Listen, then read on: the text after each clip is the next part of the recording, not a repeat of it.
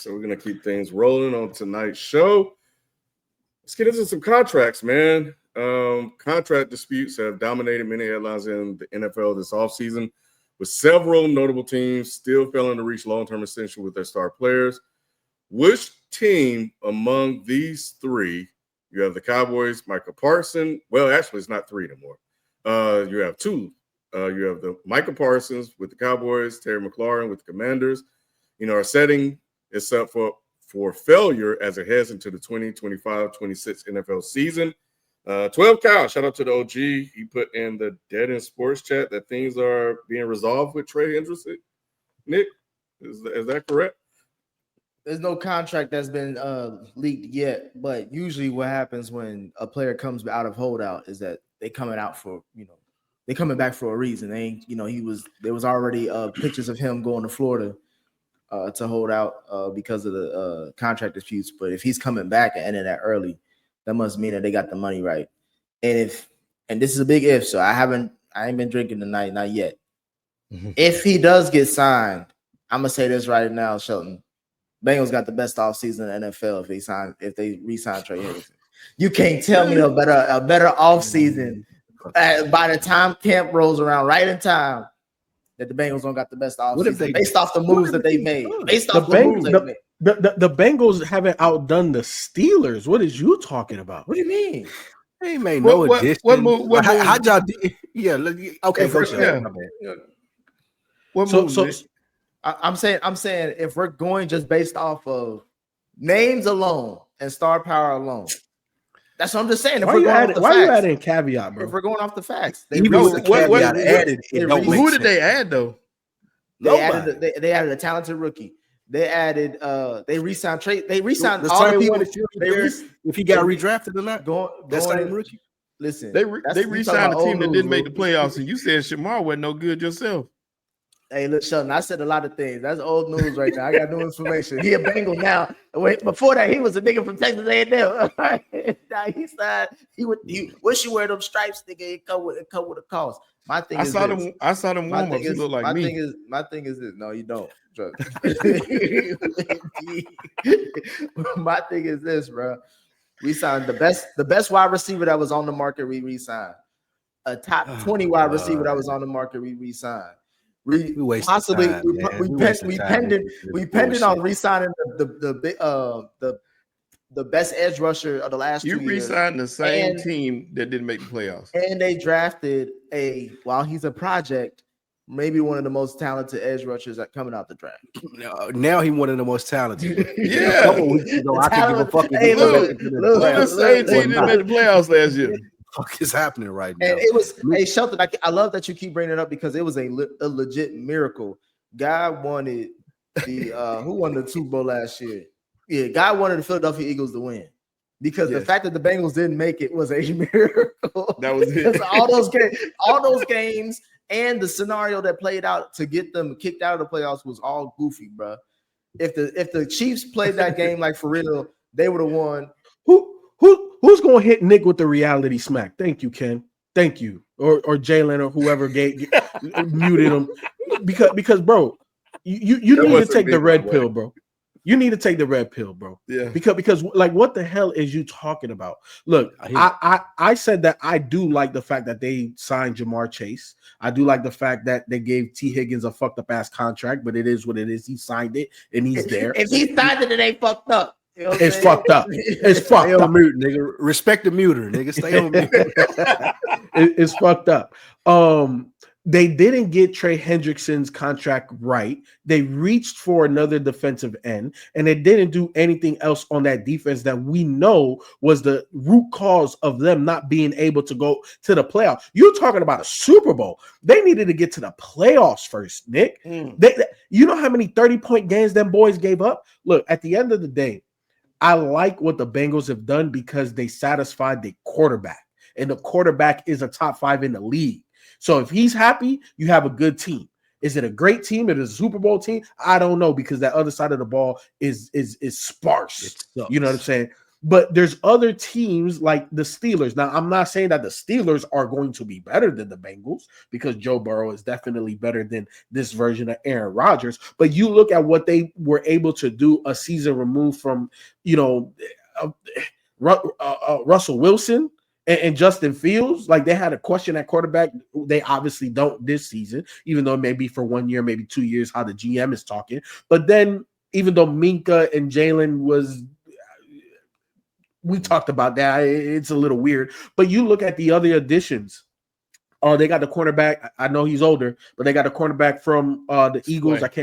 Darius Slay. You know what I'm saying? Jalen Ramsey still got gas in the tank, and they're talking about potentially him playing safety. You know what I'm saying? But he could be a rover. He could be like Tyrann Mathieu for that defense, right? Like, we've seen him play all over the field. He's still a playmaker in this league. You know what I'm saying? A bit too aggressive at times, but I like what the Steelers additions have done. They went and got DK Metcalf, which is a true number one wide receiver. Does he run the full route tree? No, but they've done more, you know what I'm saying, than the Bengals, Nick.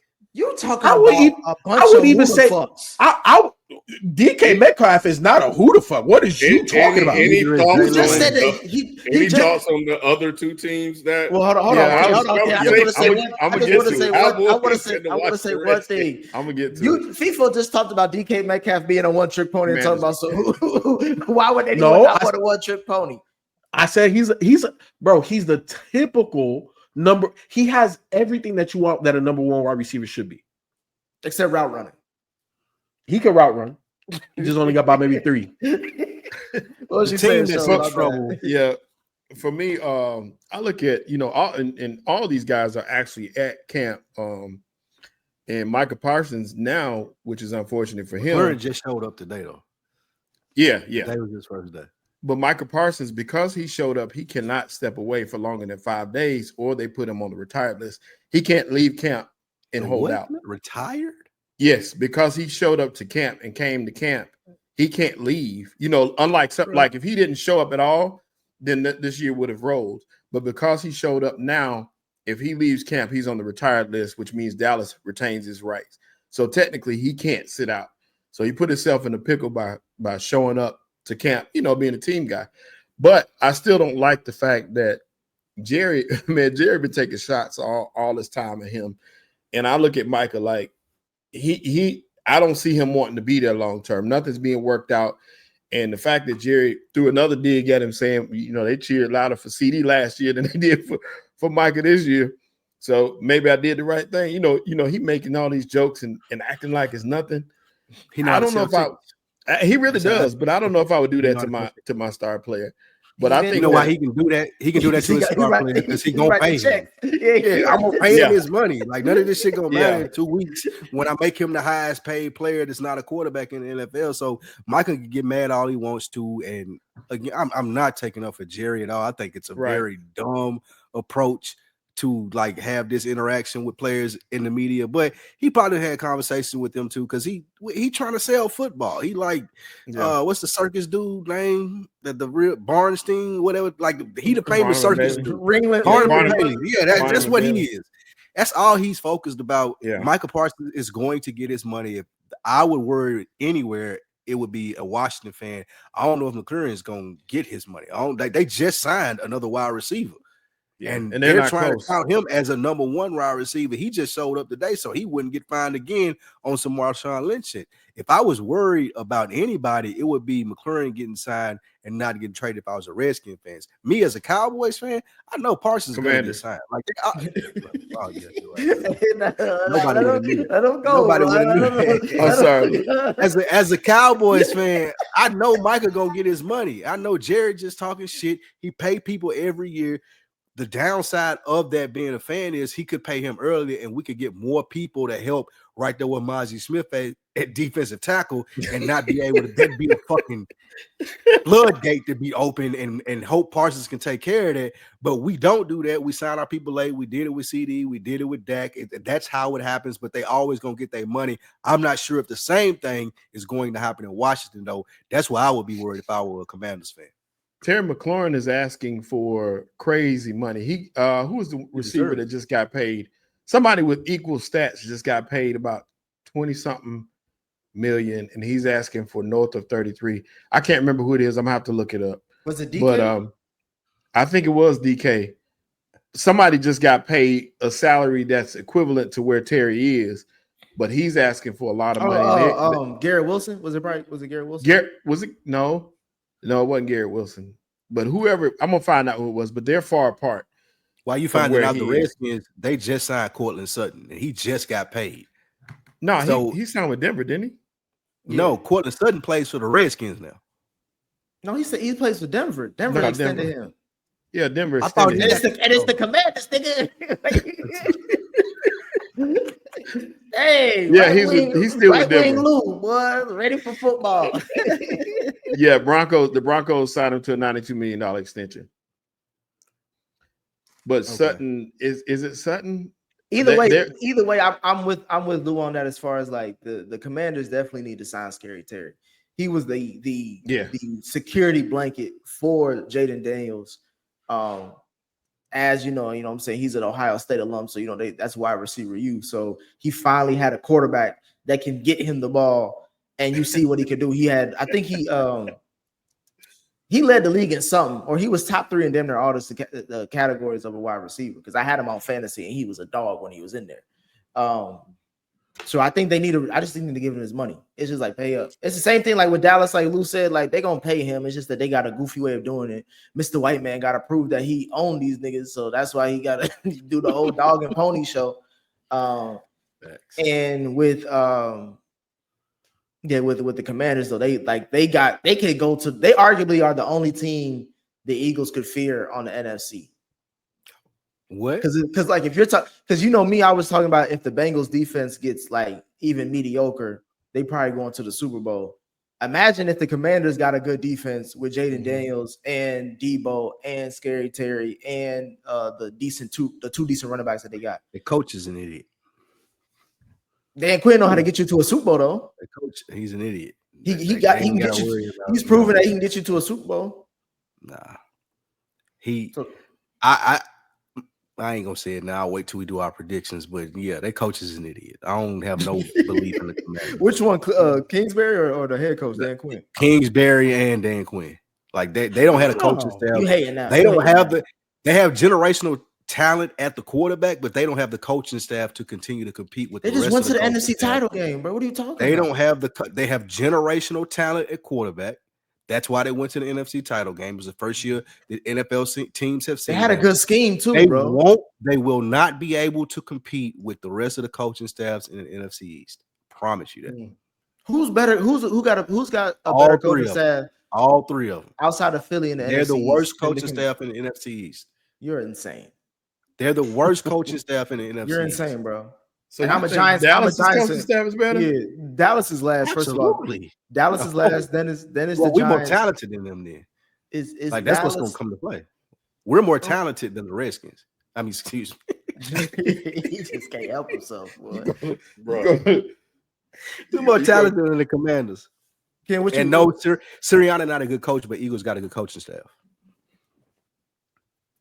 Ken, what you think? I'm trying to figure out what's going on with Spike.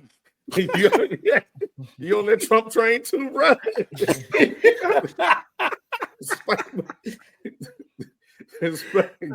I've been reading it so much lately, kid. Don't try to throw that on me. I'm just saying. Spike like bring that shit back, bro. Shit. Back to what America used to. Yeah, boy. Hey, once Trump said it, he was like, Lou was like, oh, bet. We back on it. We back up. Put the word out. We back up. Oh, man. And he tried to enforce it too. He done said it. Yeah, he did. He said one time. Boy, I'm thinking he got some issues on some reservations, boy. Jeez. Man. I think having Terry McLaurin would be helpful for them, bringing him back. So it's good to see him actually coming back. Even though I think earlier in the season there was a little disconnect between them, but I think they finally worked that out towards the end of the season and kind of got things cooking.